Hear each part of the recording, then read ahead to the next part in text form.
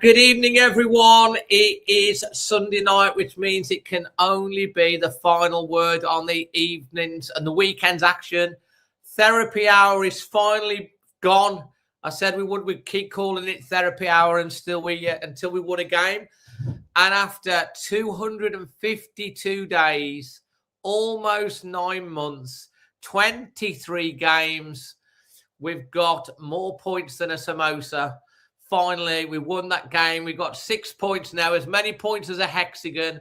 And it's a brand new year. Is this going to be a much better year for Wolverhampton Wanderers? We got 3 fantastic guests to talk you through. We got some video contributions as well. Before I get started, as always, I want to say a massive big thank you to the wonderful local company in Wolverhampton, Creation Wolf for powering tonight's show. I know there's a lot of businesses that are working with them now. They deliver the industry's latest, most advanced digital solutions. If you've got a brand, they'll get your online presence and digital capability to the next level. You can find them on creationwolf.com. The link is in the description below. We're live across Facebook, X, YouTube, and even a little bit on the Always Wolves TikTok on a separate stream as well. As I say, we've got a great thing. It's nice to be able to start a new year with a new show, with a great panel, with a little bit of joy. First of all, can I bring you on? Oh, where is he? Oh, well, here he is. We just thought we'd lost him, and he's back. Hold on a second. First of all, whilst he gets that set up, we've got Emma, who's joining us representing the girls tonight, from the Girls in Old Gold as well. Hello, Emma. How are you? I'm fine, thank you. Fantastic. Enjoyed the match at the weekend, I'm no doubt. Of course. Can't complain, can we? Fantastic. 3 goals, 3 points. And how did you see in your new year? You know very well how I saw it in the new year. I know, but everyone else, you were a minion, were you not? I was a minion, yes. Fantastic. We have got Lewis. I don't know what's happened there. He was literally there a second ago, but hopefully we'll get Lewis back. But we have also got back after his worldwide travels. We've got Manny. Hello, Manny. How you doing, mate? Hi. How you doing, mate? How you doing, Emma? Good to see you both. Hi, yeah.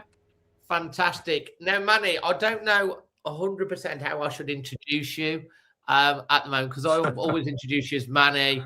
But do we now, because obviously you've been honoured, shall I say, not won an award, you've been honoured by the King, a member of the British Empire Medal. Do we introduce you as Manny Singh, Kang, OBE now? Is that your official? No, it's not OBE. You know what? People have said OBEM. It's a BEM, British Empire Medal. It seems like newspapers and different reports have put so many different initials, and I'm a little bit confused by the whole system as well, to be fair. But it's British Empire Medal. I was informed of by letter a few weeks ago. It's just a little bit surreal, to be fair. But I'm still Manny. That's all I am. So you can just call me Manny. That's fine.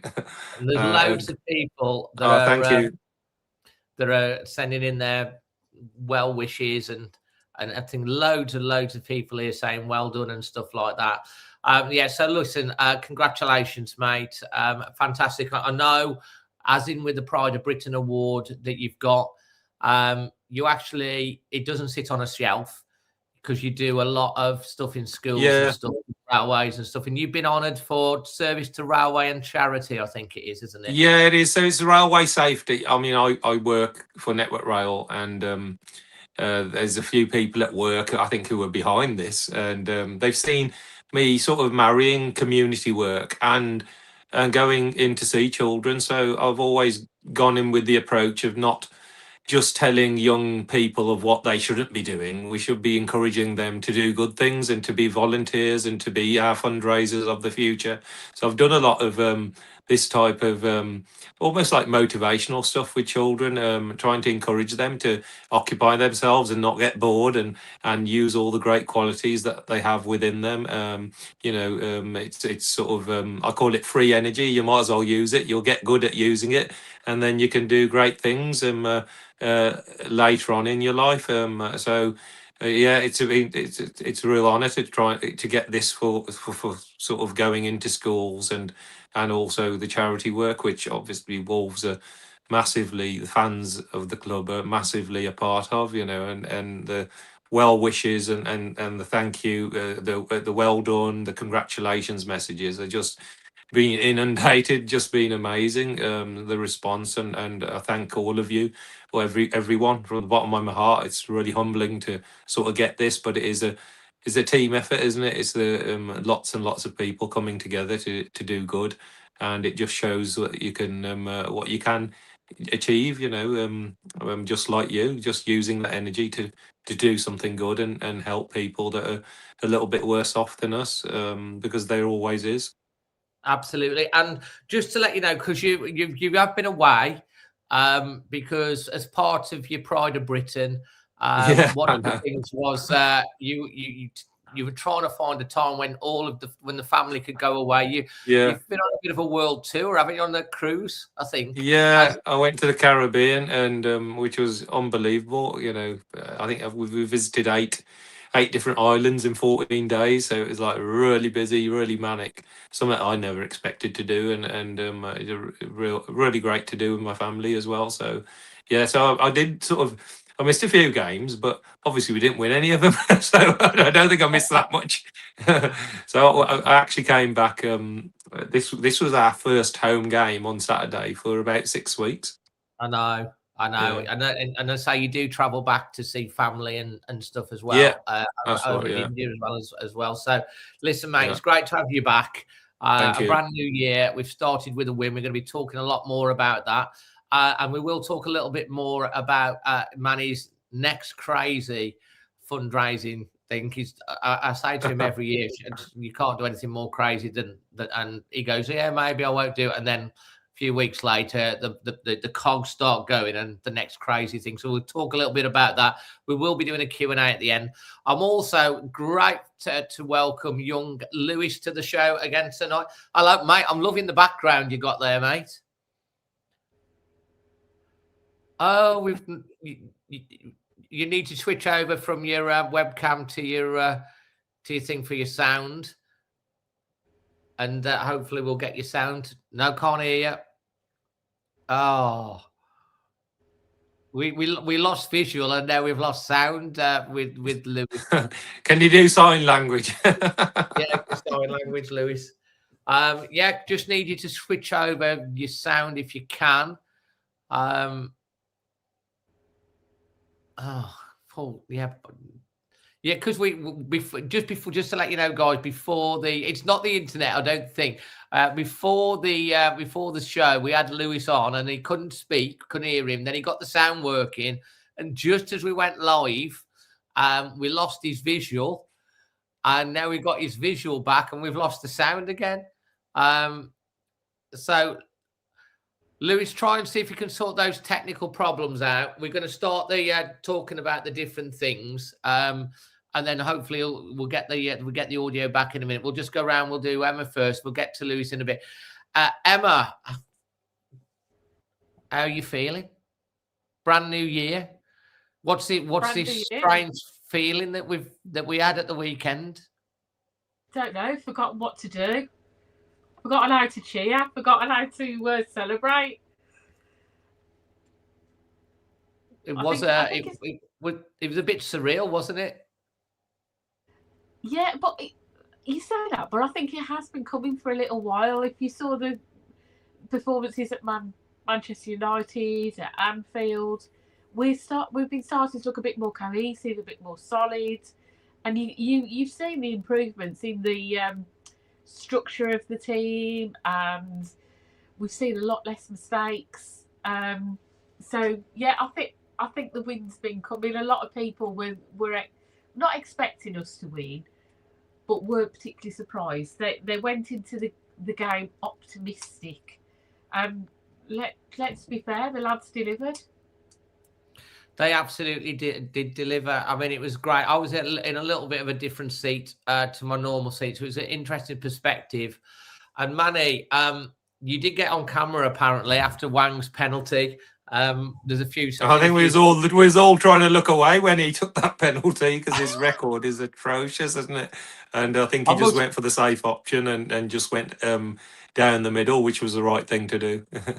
I know, because we went so long, didn't we, Manny, without getting any penalties? Yeah, we've had a few. Yeah.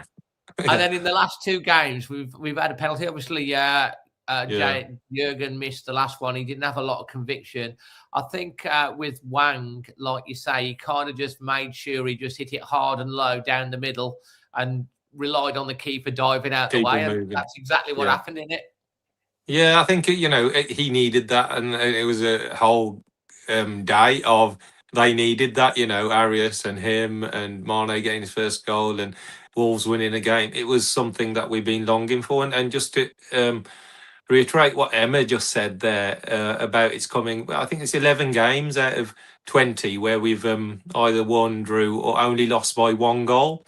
So it's not as though we've been pulverised 4-0, 5-0, 6-1, week in, week out. We've had a lot of tight games, and the frustrating bit has been we've played against teams who have all sort of been below par. They've been not at their best, and we haven't been able to take advantage of that. We even went to Villa Park, didn't we? And they weren't that great, and we were the better team for most periods of that game as well.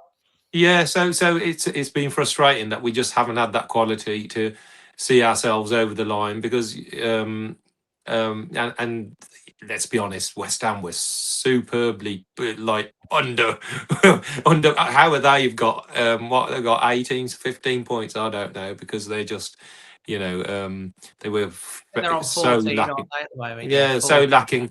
They reminded me of the way we were playing, just seemed like shoulders down and very lack of belief, and that's what even though you might have players who are below quality to the rest of the league, that you can still instill belief and a bit of vision and a passion and gee up players the right way to try and perform of their best. And we saw one or two players that we've been critical of, all of us collectively, who came to the fore and produced some good performances over the last couple of games.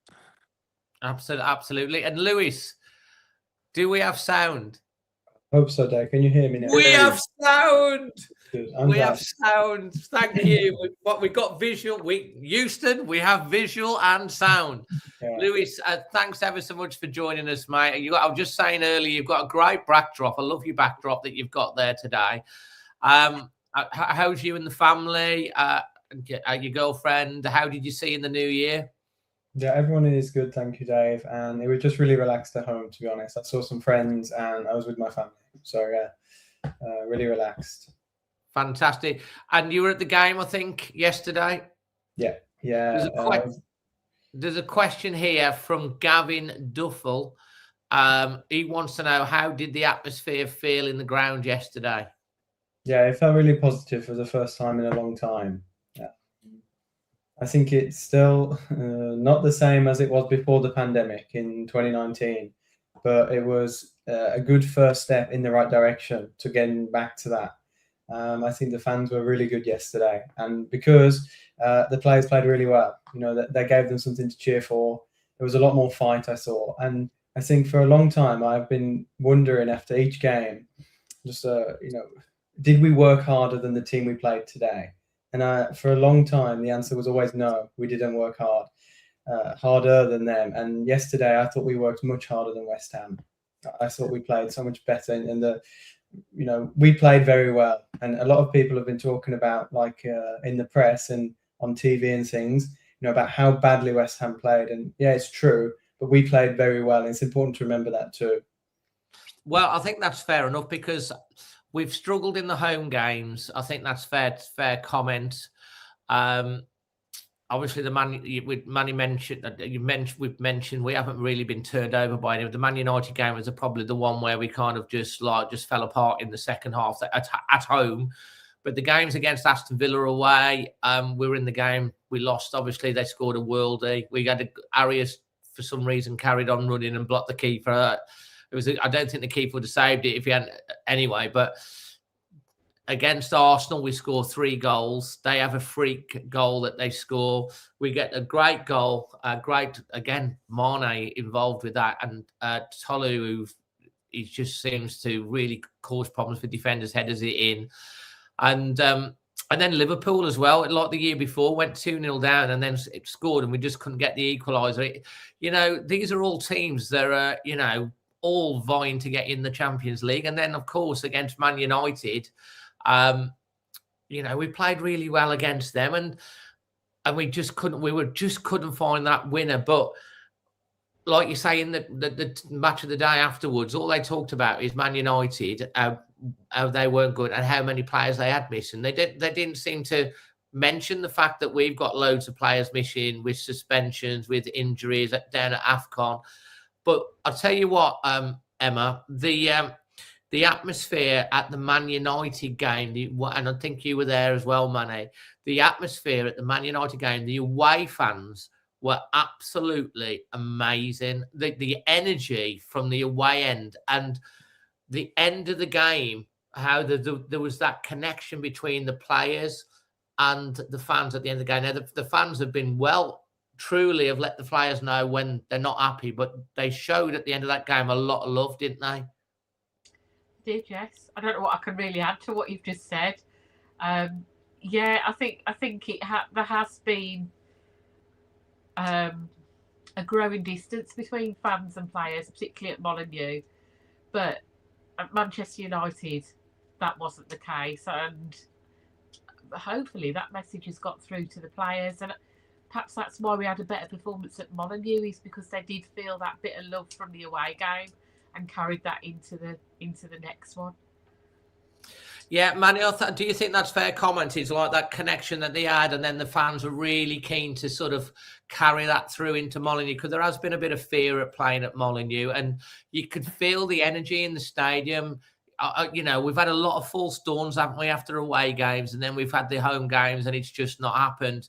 And 4 minutes in, you see young Mane, super bit of skill, turning this player, plays it out to Wang. Wang goes past the player, cuts it back, and John Arias is in the pocket, which is where I think he should play, just behind the strikers, the forwards, and he's there to finish the ball. And I'm just wondering, Manny, do you think Rob's accidentally, because of the suspension to Arias, fell on a formation where he's playing the one defensive midfielder and he's put Mane and Arias just in front, just behind the main number 9, and he's fell on something? It seems more cohesive. What do you think? You know what? It's let's be honest. If we were mid-table or in the top 10 and playing well this season, someone like Mane probably wouldn't have had a look in. Yeah. So it's because we've been so poor, because we've been so bad, and because we've 2 points it tells its own story. That is pretty horrific from where we were. He then gets his chance because it's a kind of like nothing's working, nothing up top's working, and he's provided like a spark, like an ignition, and he seems to have fired other players up, because when you've got a player like that when he picks up the ball, we sort of go on to the edge of our seats. I think players do that as well, because they think, oh, he could do something. I better be in position. I better be there for him, or he could set up something. So, Huang, his performances over the 2 games, he made the mistake at Man United, but he actually played really well, I thought, at Old Trafford, and he continued that against West Ham. Tolu seems to work off both of them really well, and then this Arias, who we sort of all wondered where this world club, he got into the squad, didn't he? He was picked in the FIFA best midfielders, and what we've seen so far this season, we were kind of shaking our heads, thinking, what's all that about? But it just shows you how important it is to play the players where they're comfortable at playing, especially new players when they first come in. Once they're seasoned, once they've got to the speed of the game, once they know the teammates around them, maybe then they can slot into different positions and do a job elsewhere. But when they first come in, you know, it was the same with for Lopez and Rodrigo. I think we've struggled a lot where we haven't found their natural, most comfortable position because of the situation we've been in. We haven't probably got the players, and Andre and João individually have brilliant qualities, but we always thought our midfield didn't actually produce anything going forward. You know, very good defensively, recycle the ball, but actually breaking into the box. Those two players, you'd never see them breaking into the box. You'd never see them slide ruling a pass into the strikers. And Arias can actually do that. And that goal's going to give him so much confidence. You can tell, you know, the way he celebrated it. He was going like this to the fans that he was pumped up, wasn't he? So, you know, whether it's accidental or whether it's actually, you know, that I think it's more to do with this kid coming in, providing that spark for us, but also for the players. I think players bounce off someone like him. He almost reminds me of when Robbie Keane first came into the side. I'm not comparing him to Robbie Keane, that he had a huge career, you know, played for some big clubs, but it was that type of spark. When's the last time we had a young youth player, you know, 18, who just comes and then takes to it like a duck to water, just a brilliant impact, and hopefully we can manage him in the right way, and you know, here he's already tied down to a long contract anyway, so let's see how it goes. We're sort of starting from Mission Impossible, you know, times 10. We know this is just a one-off. It was just a win. We have to back it up. We have to keep going. We have to go on a run of like silly games of 5, 6, 7 games to even get back into there, which, you know, it will be nigh on impossible, but suddenly we've got something to look forward to for the rest of the season, I feel. No, absolutely right. And like, I think what you said that Mane has got into the team, and he's like the spark that's kind of lit a flame of hope and a fire between everyone else. He just plays with no fear. And Lewis, I just want to ask you: do you think, obviously Mane's coming through, and you see Tolu, who's also starting? They're players that have sort of been on the fringes. They haven't been involved on this long losing run from the start, so then maybe not as scarred, and they've come in as players with something to prove, with fresh energy, with fresh impetus. Every time Tolu comes on the pitch, we all saw, I know he wasn't fully fit to start, but he's strong, he bullies defenders, he wins balls in the air, he chests things down, he sticks it, he goes for headers, he makes the runs in the box. All the things that maybe Strand Larsen has been accused of not doing, he's done, and he's earned his place in the team. And he seems to work well off the in the formation, off the players who've gone there. Do you think in some of it they've not been scarred by this long mental losing run because they're kind of fresh to getting into the first team? Maybe they have a bit more fight because they want to play every week. I think especially Tolu, his direct opponent for his position is Strand Larsen, and Larsen was favoured for a long time, so maybe he has that bit more edge. But I think that the morale of the team will have impacted everyone in the playing team there, not just the guys in the first 11, if that makes sense. I think that the amount of losses we had would have really impacted every player involved in the squad. And I think that we've had something different with these players. So where Strand Larsen has been performing poorly and hasn't been delivering what Tolu has, well, now we've got that bit different up front with Tolu, and the same for Mane. At the minute, he's playing in midfield, and we've lacked for so many years a creative midfield player who plays in the midfield like that. So he takes the ball and he drives us up the pitch.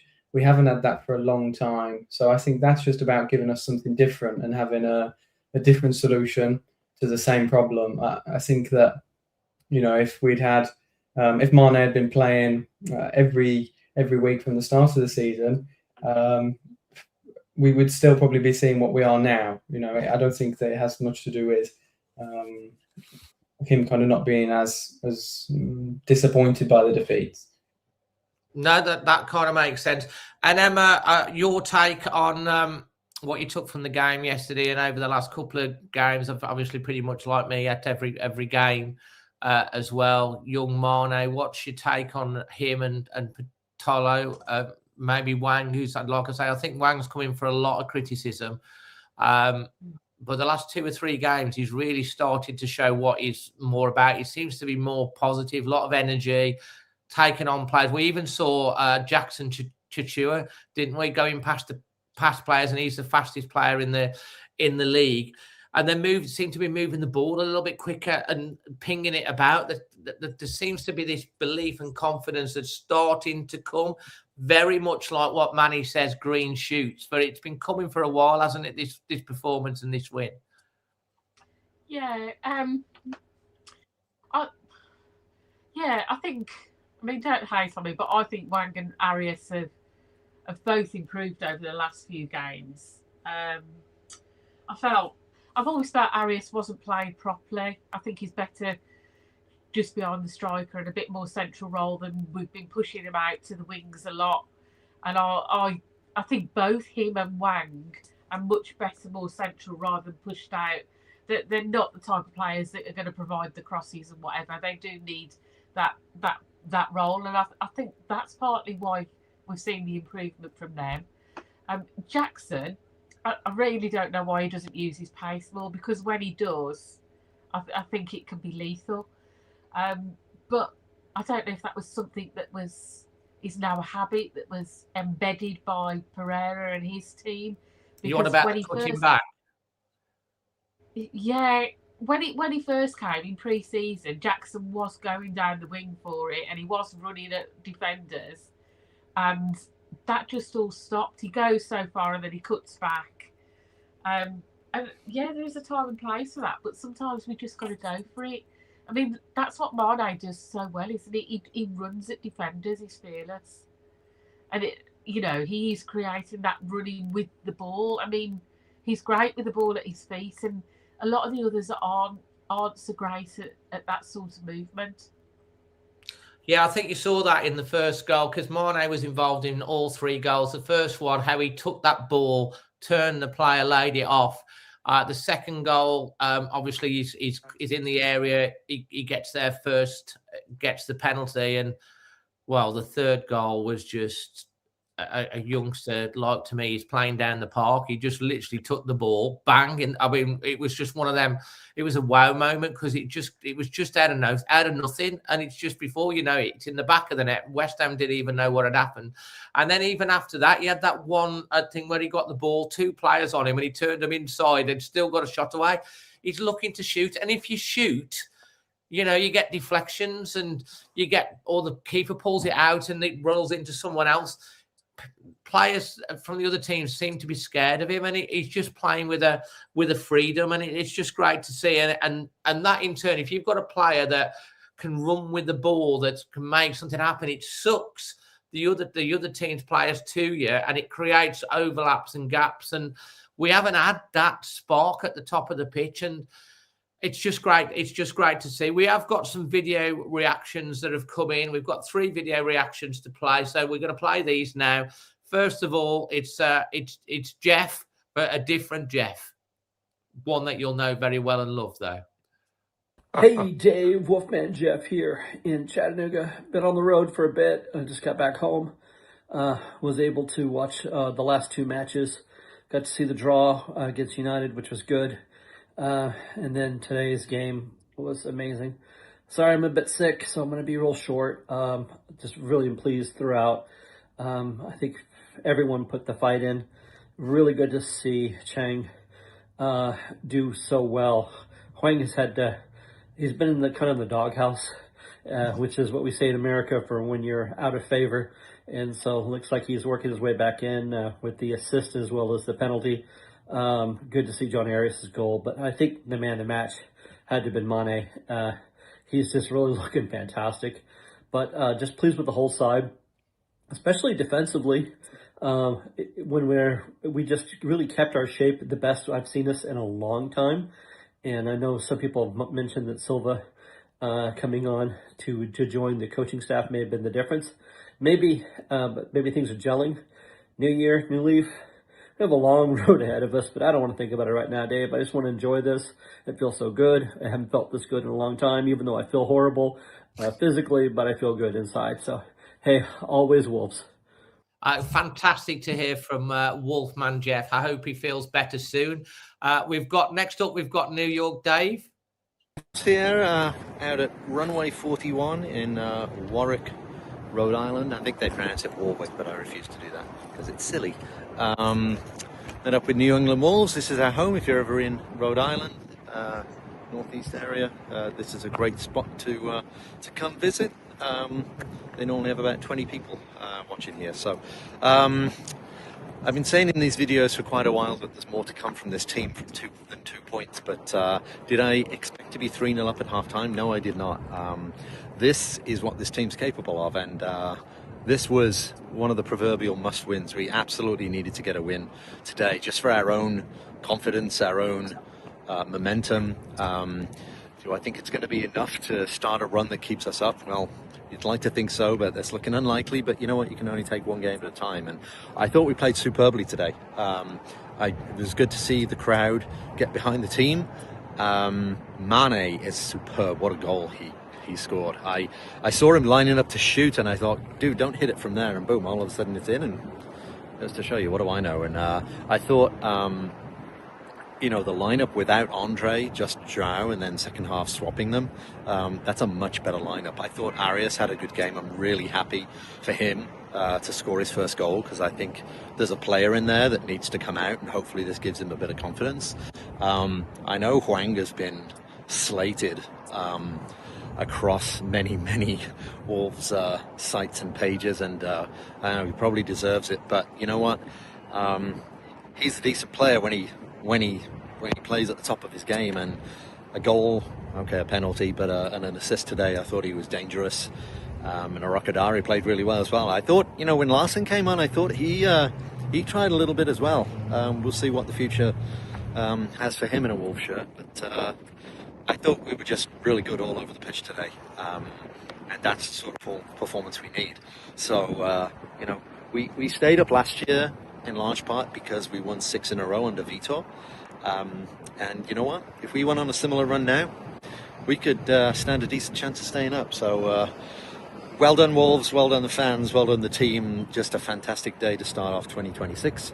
4 points, 4 points out of 6. We've got a better record than Villa at the moment, which is always nice. And it feels good. It feels good to win. I'd forgotten what it felt like. Great performance. Let's keep that going and then take it into Everton, and then just let's do one game at a time. And you never know. Like they say with all these records of no team has ever blah blah blah. Well, no team has ever blah blah blah until somebody does. So hey, maybe we're the team that starts off the first half of the season absolutely crap with 2 points and stays up anyway. Why not? Up the Wolves. Loving the positivity from Dave there. Next up, we've got Diddy from Ireland. Hello, Wolves fans. Dinny here in Cork in Ireland. And what a feeling it is to finally get that win. Get any win is great, but after what Wolves have been through, man, and to get it against, dare I say, a relegation rival, God almighty. So look, like it was the Manny show, wasn't it? It was fantastic. Wolves came out of the blocks, absolutely flying. Hats off to Kang. He's a confidence player, and hopefully he can really scream ahead now for the rest of the season. But Wolves really, they were just on fire from the off. Kang was amazing. Tola was really good, but it was the Manny show. I thought Wolves were really lucky to not give away a penalty in the opening couple of minutes. They showed one replay on the TV, and I thought in open play, just as the normal play was going, I thought it was a pen. The replay looked like a pen, but I don't know if the angle was tricking me. Then, of course, Wolves go up the other end. Kang makes a goal for John Arias. Great to see him get a goal. Then the Manny show, man, he got fouled. definitely a pen in my view. Wang puts it away, brilliant. Hopefully he can push on, like I said. I think Wolves then, did Tolu get fouled then again? They were looking for a pen. I don't think that was. Max Kilman got the ball. He just stood in his foot. So not a pen for me. And then, of course, incredible third goal from Manny. Like, when he picked it up, beat his man, ran with it, early shot. Oh, chef's kiss. It was so fantastic. And then half-time, 3-0 up. Who'd have thunk it? Wolves were comfortable. Wolves didn't need to try too hard. But in the second half, even though they let West Ham have all the possession, they could have still had 4, 5 and 6. Hugo Bueno, he had a really good shot. Manny had another fantastic shot. And there was one other, Tolu. Tolu had a really good chance as well. So that's it, look. The match is getting a 9.5 out of 10. Mostly because Wolves' season has been so crap. Like a 9.5 is like as rare as unicorns. But just based on the season Wolves have had. Just a little comment on Strand Larson. I thought he should have left him rot away on the bench with the effort he's been putting in so far this season. And he'd won free header. A guy whose bread and butter should be heading towards goal. He didn't even hit the target. Surely that's not intentional, but look, it looks like West Ham might be his new employers, so maybe he just wanted to hit it wide. But he should have hit the target at least. What was the other thing I wanted to comment on? The only player who was weak, he's just very limited, I think, is Jackson Chichue. Lightning quick, but he's not a great footballer, is he? But look, I don't want to pour cold water on what was a on fire Wolves performance. Man is man of the match. He's everyone's man of the match at 9.5 out of 10. Mwah. Onwards to Everton during the week. Who knows, guys? Who knows? You know, dreaming is for free. Bye-bye. Fantastic video contributions from everyone. Diddy always puts a smile on my face. Emma, are you dreaming for free? Why not? Why not?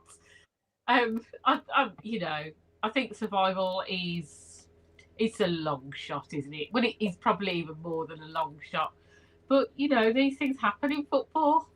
So, you never know. If we put a string of runs together, then maybe. But I think the key is that if we were going to survive, we would need other teams to go on a really bad run, a bit like we've been on at the beginning of the season.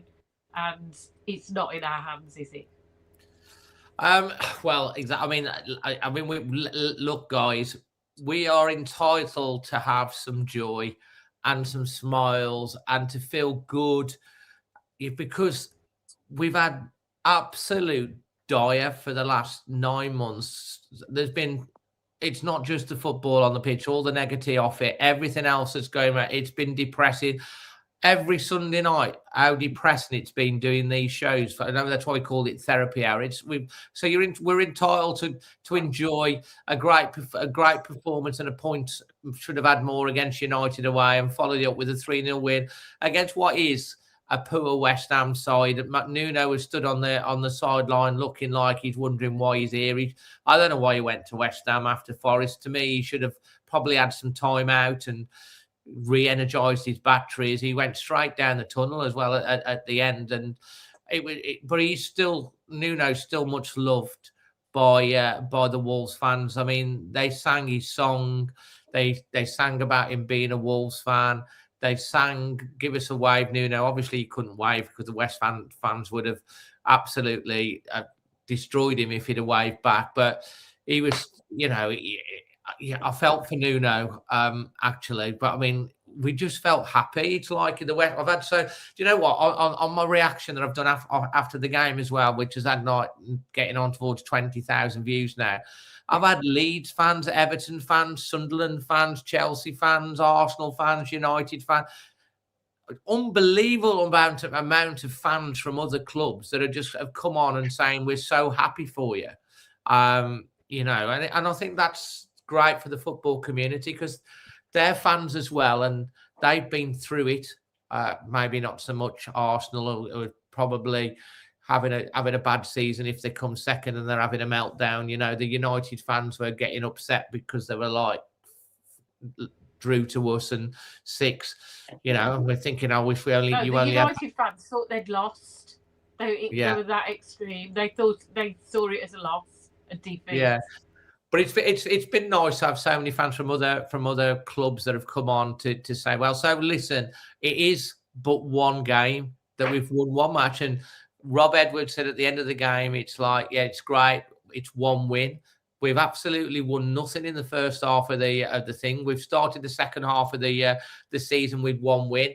Like what you said, Manny, we would need to put a run of winning 4 or 5 games in the next 6 or 7 to get back, wouldn't we, mate? Just to get back in the mix.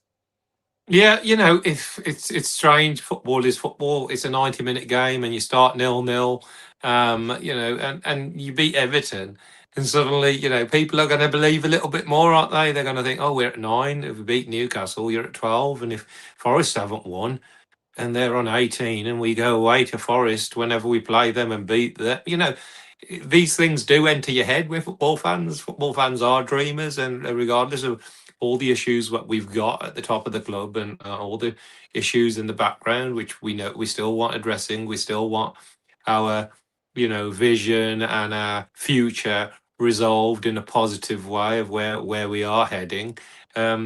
Actually, football fans just want to go to a game and see whoever is wearing the shirts just give it everything, score a few goals and win a few games, and we haven't had that. So we've suddenly got that, and we should be feeling good about that. We've got to celebrate the moment. We haven't had one for 250 odd days, so beggars can't be choosers. So we've got to celebrate that, and hopefully, that away support at Man United was, as you just said earlier, it was one of the best away sort of atmospheres we've had in a long time. Just collectively, from start to finish, the fans were on it from start to finish. There was no negative real chanting. There was a bit of Mickey taking and saying like we scored against you and stuff like that, where you're sort of taking the mick out of yourselves, but generally it was positive. Rob Edwards did the right thing where he sort of came over, then he brought his players forward again and just stood there. And I think what he tried to do was show the players, look, that's what this fan base, this is how they'll react to you if you produce what you've just produced, And I thought that was really important, the way he did it. And they all stood in a line. And it was, I'm not saying it's a turning point. They stood there and they soaked it up, didn't they? They did soak it. They soaked it up. It was exactly like that. And if the miracle happens and they'll make films about the greatest escape, it'll be a complete miracle if it happens. But if we did ever stay up, they'll probably go back to that match at Old Trafford and that team sort of standing there, and it'll be a sort of iconic moment. But it is one game, but we are dreamers, and that's what football fans do. We'll go to bed thinking, right, we beat Everton, and then it's Newcastle. They're not the greatest. We beat them, and then maybe get a point at City because they've dropped points recently. Suddenly, and when that's how you think, don't you? And if you can't think like that, then you're not a football fan. Even though it's bad, even though realistically we know that we've got lots of problems. I'm not sold. I agree with your last video call. I'm not sold on our right back options at all. I think it's something that we need to address very, very quickly. There's lots of holes that need sorting, but there's these shoots, and it's been provided by one guy, and maybe our RPS has got something to do in the background. That solid back five, almost like we played on Saturday, like Nuno used to play with us. We weren't ever bossing the ball. We weren't ever keeping the ball. That second half, it was like the Nuno days, because we let Everton have the ball, and we did that in the Nuno days where we let the opposition have the ball, then we hit them. We hit them with our pacey, good attacking players, and we've got those options where we can, because we haven't had no one running forward all season. We've had no one. We've had a whole season of lumping the ball forward to Strand Larsen with nobody running off him. And suddenly we've got runners. We've got a runner from midfield. We've got Mane. We've got Wang's confidence. So suddenly we've got a forward option, which we never had. So on to Everton, just start positively, as positively as possible. Stay in the game. I always say, stay in the game, stay in the game, stay in the game. You know, don't shoot yourself in the foot defensively. Even Krejci, you saw a few times where he was just hammering the ball, wasn't he? He was in defence and he just took the safe option and just hammered the ball into the stands or hammered the ball upfield. Just playing safe. Don't take a chance. Don't make a mistake. You know, because we've made some really bad errors this season. Some horrendous mistakes. So hopefully they're being addressed on the training pitch, and the longer the players work together. We always thought the players that we bought this season, God, will they come good? Because they weren't proven, and maybe they all need a time, and these are all players that need a season or two just to bed in, and that's where that we failed. We just needed to bring one or two experienced heads, and we're talking about them. You know, you talk about Sunderland with Xhaka, and you know, Burnley with Kyle Walker and Jordan Henderson at Brentford, and you know, these aren't big clubs. Burnley, Brentford, Sunderland, they're not massive clubs compared to Wolves. We should be able to match them, but they bought experience to go with the young up and coming or untried and untested, and that's, you can see how we've failed. And now these players have had half a season and we've found their better places to play. They're playing a little bit better, but it's sort of could be too little too late. But yeah. Well, I'll tell you what. I think it's interesting because, like, you do have to dream. And Lewis, look, like what people said, like Manny said, and Dinny said, and I think Dave said, it's like these things have never happened before. If it's about a 2% chance, I think it was 0.5% before the game at West Ham. It's, according to Opta, I think we've got a 2% chance now.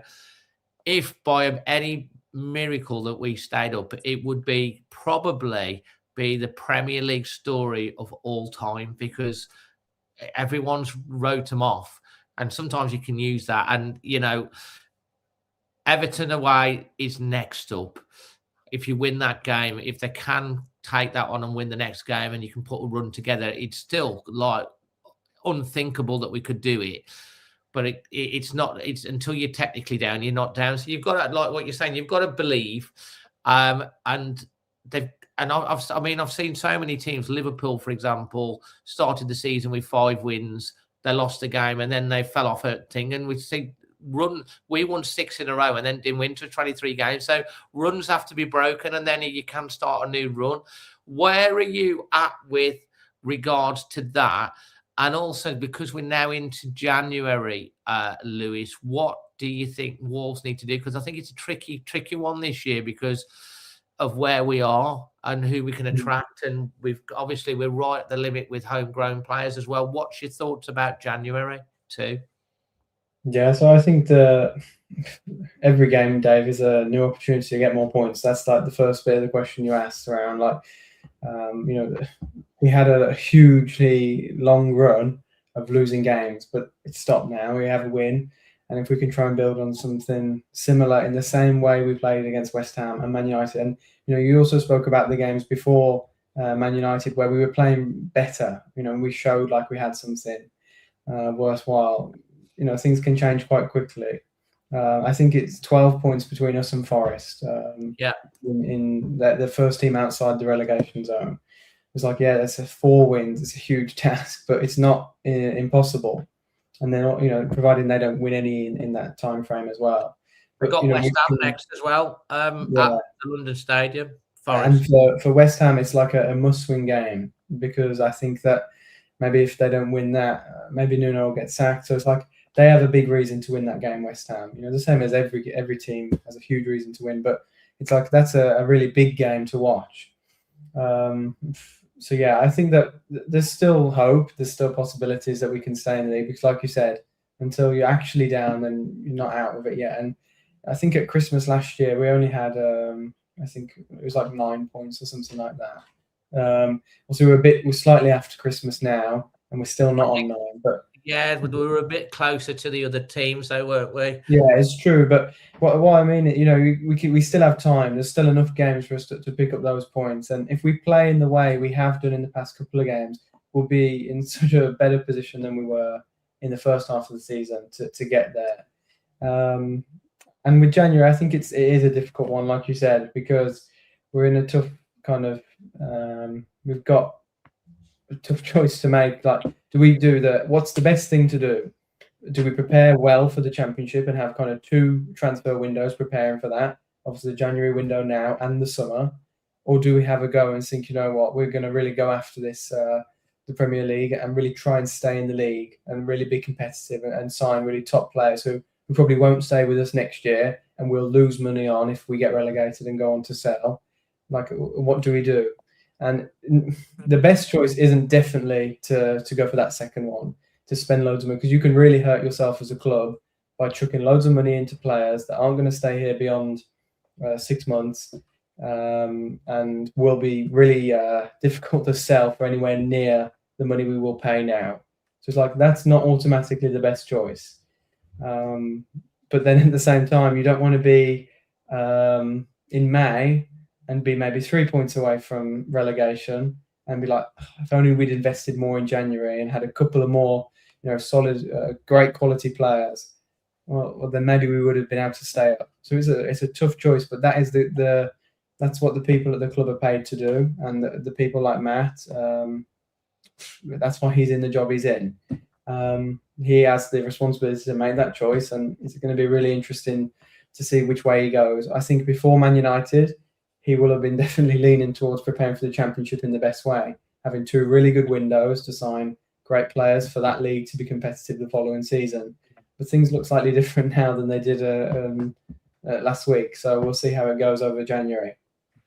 Yeah, absolutely. I mean, Emma, you were talking about this earlier, wasn't you? We were having a little natter. He says if we beat Everton on Wednesday, their whole thinking changes a little bit, because then all of a sudden you pick 7 points up out of your last 9 points, and we're on 9 points, and it changes a little bit. It is a tricky one, isn't it? Where are you with the January transfer window? And Manny, have a think about it, because I'm coming to you as well on that too. I think some of it depends on what's going out the door as well, because obviously if people are going out, we're already quite a thin squad, so they'll have to be replaced. I think it will be quite conservative, the spending. I don't think they'll go out. I don't think there'll be any big signings like we saw with. I mean, Coady came in for Lopetegui at 45? Was he 45 million or something like that? Yeah. I don't think we'll see that. But for me, I think we should be looking just as much at personality, charisma, leadership, and that side of the personality. Players that can provide that fight, also some physicality, and I think that personality side comes in a lot more, and I think those type of characters will hold up well in the Championship too. Good take. Manny, your thoughts on January? Because it is a tricky one, isn't it? Yeah, it's a tricky one. January, let's be honest, traditionally, most clubs are the same. Nobody really signs anybody too early. And a lot happens in the last week. So we've got 3 games in January, So going into the last week, if we've lost those 3 games, then pretty much we're down. And then, why would we? So I think they'll probably wait. They will wait. I think kind of the sensible thing is to wait. The Everton and maybe the Newcastle game, you get points from those 2 games, then it'd be silly not to give it a go. Now, you're not going to spend huge amounts of money, and you're not really going to attract high quality players if you're bottom of the league. So the loan market might be the way to go, where, it's worked well for us in the past, where we've bought in certain loan players that have had to prove themselves, and then we go and sign them in the summer if they're any good, or if they're going to be useful to us, or we let them go. So I think that probably the sensible way to manage this, I think, because of the position we're in, it would be, because let's be honest, if we spend 60, 70 million and they go mad, which ain't going to happen, but say if it did, and we bomb out the league, then we're just, we're in a disastrous position, aren't we? So they're not going to put themselves in that. That would be silly to do where we are. So I think the loan market is the way to go. With one or two, I'd agree with Emma looking at leadership. We've struggled with leadership. Even, there's sarcastic applause and sort of Jose Sar's got the armband this week, because every week it's been who's got the armband. Everyone asks each other, I wonder who's got the armband this week, and it's just been tossed around so much. So hopefully some people will lead with just, Krejci had that when he came in, that type of attitude where they can grab people, they can put them into a position, they can talk to players, and then and bring that into the side, because that kind of player will be very, very useful to us if the most likely thing is that we go down. So there's going to be it's going to be a mix and match. You can't just go one way or the other, and I think they'll wait until the last couple of weeks, which is normal anyway. And I think this Wednesday, and I think the Newcastle game is the 18th. So by the 18th, we've still got 2 weeks left, or 12 days left of the window, and you'll know. I mean, if we've got six more points, we're on 12. Forest haven't won a game, and we still got to play them away. Then obviously you can't be negligent not to go for it as much as possible. To try and stay up. So the next couple of games will have a big bearing, I think. I think you're right. I think how they play against Everton, I'm really looking forward to that game, because the Hill Dickinson, it looks like an absolutely amazing stadium. So really looking forward to experiencing that for the first time, even though where you park, you have to walk. I think nearly 45-minute walk to actually get to it. And then obviously we've got the FA Cup, which is a separate thing together. I mean, Birmingham won the League Cup and got relegated. I think a cup run would be nice as well. I mean, Shrewsbury coming up the week after that, so I don't see why we shouldn't try and do a little bit in the cup as well, and have a bit of a run and have a bit of a joy in that. It depends on what you get. Wolves will be massive favourites against Shrewsbury because they're on a really bad run as well, and they're in League Two. And then what you say, Newcastle. You don't know what Newcastle team are going to turn out, because it's it's at home. It's a very winnable game against Newcastle. In fact, we're a little bit unlucky when we played them away in the last thing. So I think you're right, and I think Lewis, you've tagged on that, and I think Emma as well. I think probably the next two results are going to really tell exactly how they go in the transfer windows. We win both of those games and it's a big if, and then all of a sudden we beat Derby's record, so that's ticked off.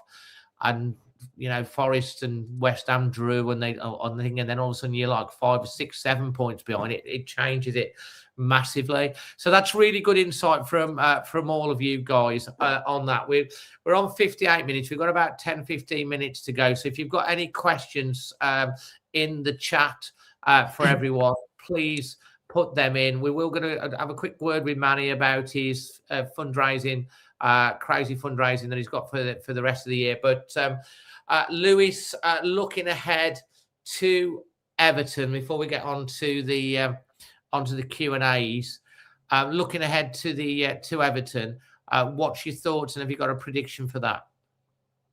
Yeah, it's going to be a tough game, though. When I saw that they lost to Brentford today, I was really surprised the way they lost too. 4-2, wasn't it? Yeah, I find it hard to believe they'll play that poorly, because the goals I saw they could see, they weren't really good goals. So I'd be very surprised if they're the same team that we play on Wednesday. But we have shown now in the past few weeks that we do have quality, that we can go and take it to a game rather than just trying to stop the other team playing, if that makes sense. Yeah, it's not only about how can we stop the other team, or how can we play our game and put them on the back foot a little bit. I think we can definitely do that with some of the players we have, like Mane, and John Arias is coming into it. Tolu looks really good. So I think it'll be a really interesting game. But I think that maybe it'll be a draw on Wednesday day. I think 1-1. Okay, Emma, your thoughts, prediction for Everton? I think it's going to be a tough game as well. Everton have been really good at home. Until today. Until today. Maybe this is where their run comes to an end and they lose a couple on the bounce. Don't forget, they've got 24 hours left. Did that? Didn't they? Lost one and then they went on that losing run. So you never know. I was going to go for a 1-1, the same as Lewis. But I'm going to go with my heart instead. We're going to win 1-0. I love it. And they've got Manny. They've got 24-hour less recovery than Wolves as well, haven't they? You know, I listened to the radio, and as Everton fan rang in and said Tarkowski and Keane looked like they were in quicksand today because Thiago, who scored the hat-trick, was just running at them.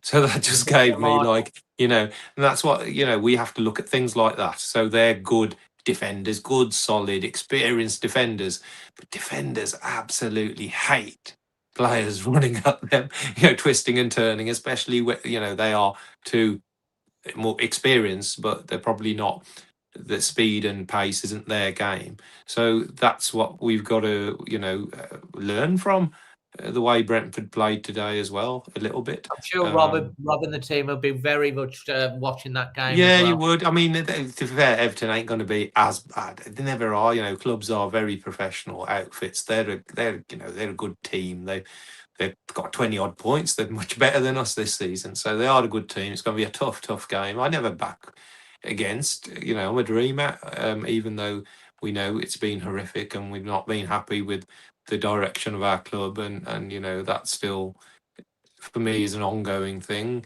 But individually, when you go into a match, I always say it's 0-0. Dream, believe. Who knows? It could happen. When we went to United, I said it could happen. You could beat these. It's not, they're not the same United, and we nearly sort of did. And so I'll say it's going to be tight. We're not going to.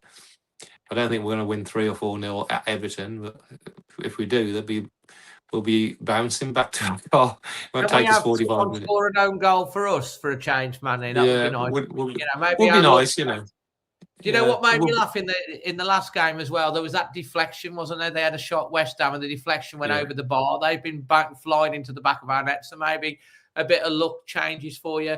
Q&A time now then, guys. Lewis, first thoughts on this one from Gordon Allen Evans, 8570. Connor Coady isn't getting much game time at Wrexham. Would you bring him in on loan for his leadership qualities or even as a player coach? I think there was rumours that he was approached not long ago to come in. I mean, what's your take on that? Yeah, I would bring Coady back for sure. I think his quality in leadership is something that we really lack. And yeah, he would be a no-brainer for me if he's available and willing to come. Yeah. Emma and Manny, your thoughts on that one? Do you want to go first, Manny? Or well, you know what? When he was linked, I sort of did, speak to him, and he feels like he's got unfinished business at Wolves. He feels like he wants to pay back the love and the adulation and how he built his career at Wolves. And one day he does dream of coming back, whether that's as a player, whether it's a coach, you saw Christmas, he's buying his kids Wolves tops, and they've got Diogo on the back. And then he was away. He went to the Liverpool game. He was in the away end with his sons for he wasn't in the Liverpool end. He was in the away end with the Wolves fans. So he is Wolves through and through. He knows the club inside out. His leadership is his forte. We know he's not the same player. He hasn't got the same pace. He's, the Premier League has moved on. But his leadership, what we just talked about, there's no one better for grabbing young kids and on that training ground, and whether it's on the bench or just playing the few minutes here and there. He has a huge part to play at whichever club he goes to as a leader. And it's always a no-brainer for bringing him back in some sort of capacity, maybe in the future, probably not this season.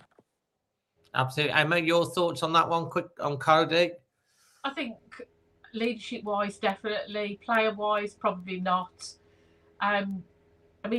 Look at him when he was in the England squad. He didn't get on the pitch, but Gareth Southgate praised him as one of the, well, I think he said he was actually the most influential player there, even though he never got on the pitch, and that's all from behind the scenes and what he did. Yeah, So- you at the tournament you're on about, aren't you? Because you did Yeah. obviously score some goals. We've got Kasabian wants to know any of the panels. Anyone want to answer this one?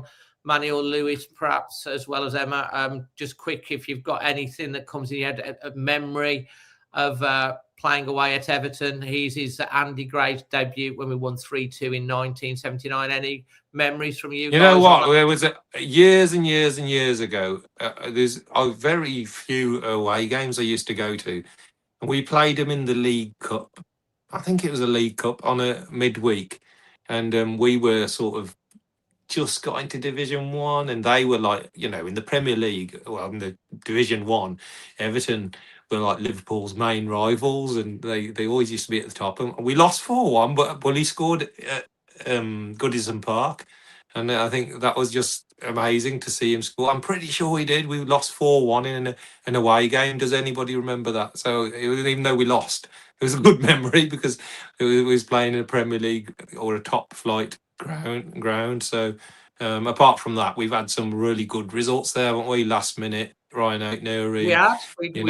In the Nuno days, we had some great results. Raul and Raul scoring a header, I remember, and Dendoncker, you know, getting a second, and so we've had some good results there against Everton. So it's never impossible that we can beat them. Especially if you get into the right position at the Everton Stadium. If you're at the back and you're looking through that little letterbox slit in the away end, I think this new stadium we'll have a decent view, hopefully. I have got another question here, which is from one of our members. Lewis, if you can answer this one. Trudy Price 1305 says, "Are we going to be able to keep Mane if we go down?" Now, when a player comes 18, you have to sign him on professional terms according to the FA. But it was announced today that I think it was on the Athletic that he has signed. Wolves have signed him until 2029, but I'd double his wage straight away. I would, I don't know what he's on. He's still only 18, but he's contracted till 2029. If we go down because he's doing so well, the question is, do you think we keep him? If he continues to stay at the same level he's at right now, and we are relegated, I think it's really tough to at least not be interested in him. Now, like you said, the benefit is that he has that long contract, and the club, they can be really smart about it, and they can kind of demand whatever they'd want. Like, I think a similar player you could maybe compare him to in a similar situation was Tyler Diblin at Southampton. And they got relegated last year, and Diblin moved to Everton. And in the January window, people were trying to buy him, and Southampton were really dead set against that. And they were saying that it'd be like 100 million. That's what they'd want. It's an unrealistic number. I think when he moved to Everton, it wasn't that. I think it was like 40 or something million, maybe. But no, I think it'd be really hard to keep hold of him. And not because we don't want good players, but if he plays at that level for the rest of the season, he's clearly better than the Championship. And he deserves to play in the top level. But he is, of course, still very young. So a lot of the times when they're young, they do send them out on loan to a Championship club anyway. So yeah, it's true. But then there's also some really good 18-year-old players in the Premier League. I mean, look at Estevao at Chelsea as well. Like, he's a really young player. I think if you're old enough there and you're playing as well as he is, he doesn't need that time in the Championship. He's ready. You're old enough. You're good enough. So yeah, well, let's hope he fires us to a few more wins. Emma, realistically, Patrick Morris wants to know how much would we get for JSL and Andre if we were to sell?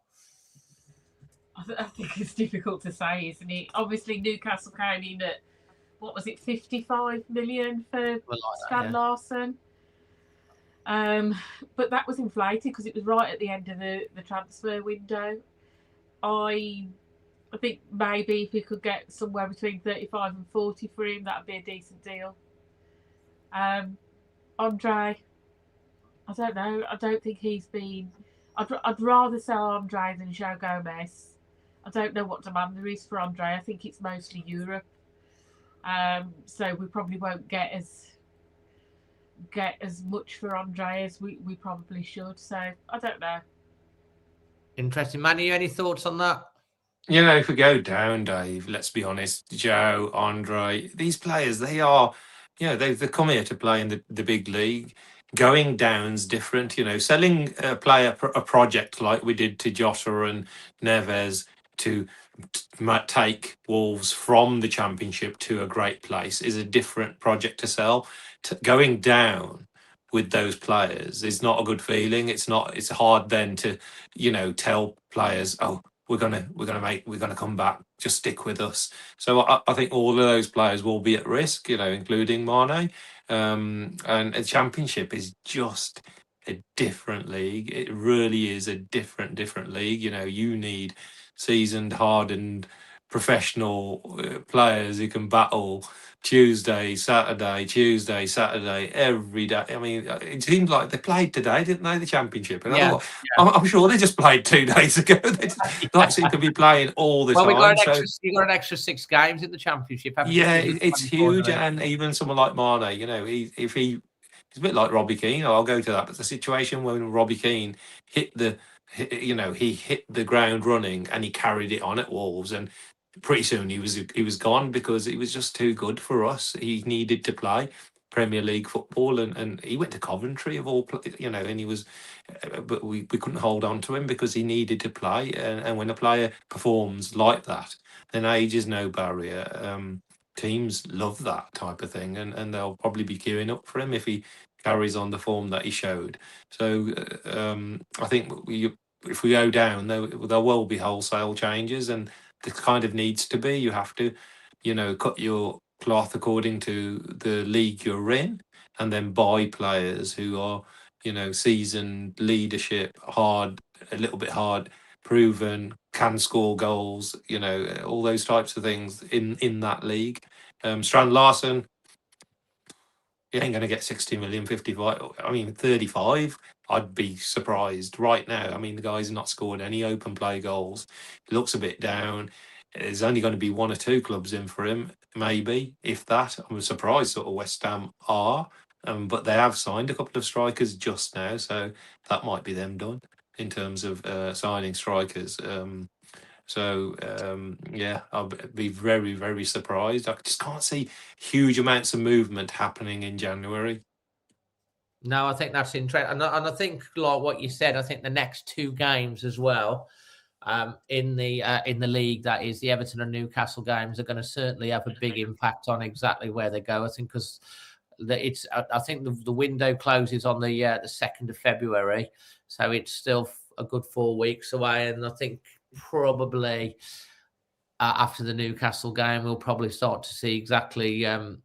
We'll get more of an idea, I suppose. But it is a really tricky window.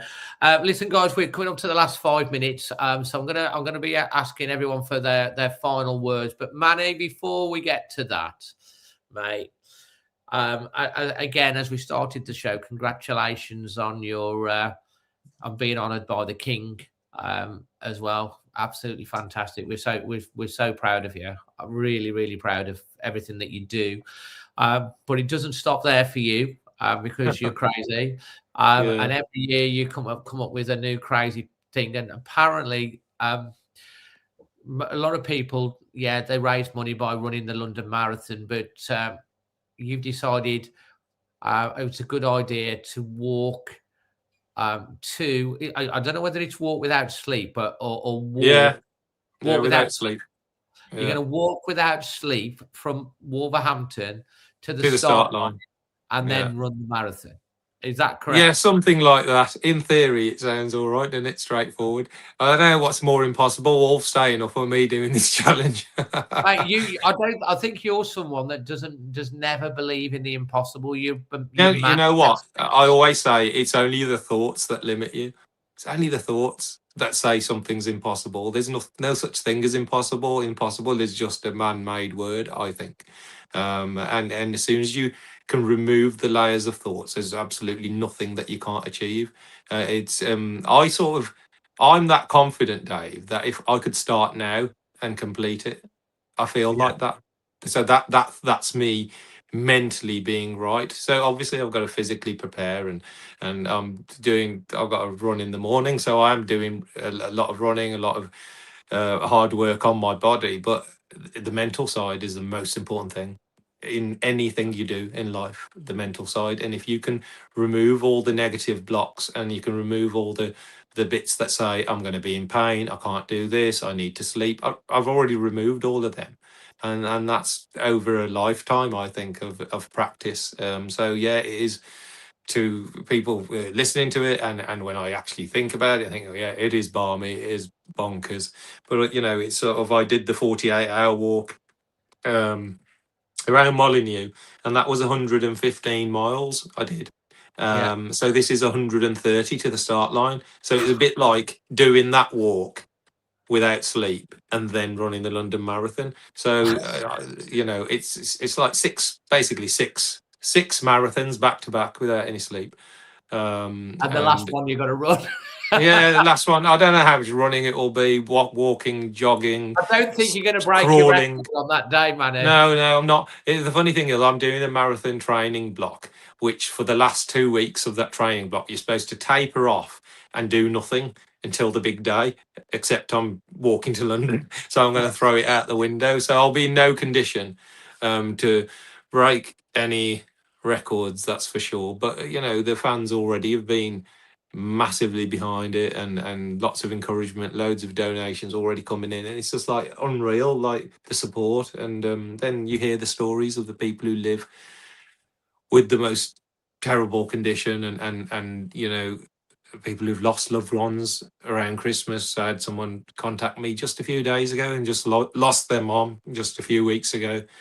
and they'd been helped by this charity, and they felt they've got a way of moving forward just by the guidance they had from the nurses, knowing that their loved one's going to pass away. But we need to help people, and it's not just the person with the condition, it's the whole family network, the friends, everyone goes through the trauma, and we can help them. We can help them. There's a way, and we need to. Togetherness is the key thing. Togetherness, together it's easy. It's so much easier together. And I think, is it April that takes place? Yeah, so April the 28th is the marathon. Yeah, and I'm planning to start on the Friday. So I'm trying to do this in just 3 days, by the way. So, because obviously I can't wait for that long. So I'm going to try Friday. It saves on hotel costs as well. Yeah, it does. Yeah, that's a good one. But I have actually had to book a hotel, because as soon as I cross that finish line in London, you know where I'm heading, to the hotel room, to the bed. And I don't know what time, what day I'll get up, let alone what time. So yeah, there's obviously costs involved, but it's the there's a great cause at the end of it, and hopefully we can inspire lots of people to support and follow it. And well, we'll have you on quite a few regular in the build up to that as well, mate, as always. And just again, congratulations on your British Empire medal. Absolutely fantastic. And I know that you'll be taking that and inspiring young people. I always say, there's a lot. We when you do this, these awards sort of follow you. They follow you because you've worked hard, or you've shown determination, or you've shown kindness. So it's the energy that they're following. So I always say to people that we don't have to chase anything. It will chase you if your actions are true. So your actions and your words are the most important thing. If you can just focus on them, then, and hopefully this will, if it opens a few doors and gets me a few conversations with more important people who can do more to help more, that's really, really important for the charity as well. The charity have never had, a profile that, let's be honest, it's the club, the football club, and the fans are the ones who've supported me. 90% of my funding comes from there. That's the most amount of money that Dementia UK have ever had from one source, our football club. So all the fans should be really, really proud, and I'm super proud of all of them who've supported and encouraged and helped and pushed along and walked alongside and done, bought me it's Samosa Saturdays. All the volunteers are all Wolves fans, so a brilliant feel-good factor it's created, I think, over the last few years, and hopefully it will continue for many years to come. Fantastic. Well, Ernest Wensley just come on the screen here. Says, Oh "Manny, my God. I'm going to drop you 500 when you do it." How Wow. lovely. See, there you go. I don't know the guy, but there you go. Somebody inspired, but they're using their love and their kindness and their energy to do that, and we can do that together. And you know, and that's massive. That for me to read that just gives me another, you know, another sort of shot. It's like a shot in the arm, better than any energy gel. And you know, thank you. Absolutely amazing. Now, Lewis, we're just coming up for the end of the show now. Thank you ever so much for coming on. People really do love to hear from you. Lewis, you always give some really great insight on the players and thoughts on the transfers and stuff like that. Final words, you know, as we enter 2026, do you have any personal goals as well? Oh yeah, there's his trainers. You know, somebody's just, sorry, I just read it on the text. Sorry, Lewis. Someone says, what you're training in? I mean, it can be no other colour. That's what I found this time. So I'll be training in these, whether I wear them for the whole event, I don't know. So there you go. Fantastic. Lewis, so yes, final thoughts as we head into the second half of the season. Can it be done? Have you got any personal goals yourself? Yeah, I think it can be done. There's enough points to play for. It's not impossible yet, so we'll keep going. And I think that we'll give it a good go. I think that since there have been some changes, obviously with Rui coming in, I think that's made a huge difference. I really don't think that can be undervalued. Obviously, you coming back to the club is yeah. The difference he has made, I think, can't be undervalued at all. And we've found the right positions for some of the players who struggle to fit in the right places. A couple of players have returned to form, and some of our summer signings have really stepped up. So it's like things are headed in the right direction and have been for a while. Like you spoke around the Arsenal game. I agree that was that was probably the first game I thought, we have something here. Even though we lost the game, so I think we're going to have a really good go at it. And maybe in May we'll come up just short. But if we can be proud of what we achieved in the second half of the season, I know it's still relegation, and I know it's not the result anyone wants. But you have to look at the situation where we are now and maybe set a realistic goal for that, and with that in mind. It's like if we can look in May and think, the first half was horrendous. It was unacceptable. But from then on, we really had a good go. It's like I'd be happy with that, and I think we will. Exactly, getting pride back. Exactly. Emma, final thoughts from you? I mean, I think the same. Really, it's never over till it's over, is it? So we can't watch every week without effort, determination, and being entertained. So surely, just something from the team to entertain us. Every match is something worth, sticking in there for. And I think we just have to stick behind the team and see what happens. Well said. And your final thoughts, Manny? Like I said, it starts 0-0, and we've just got to get to the next level. The team above us are Burnley. Let's just catch them. They're only 6 points, and then that's how you work it, and just climb as much as you can.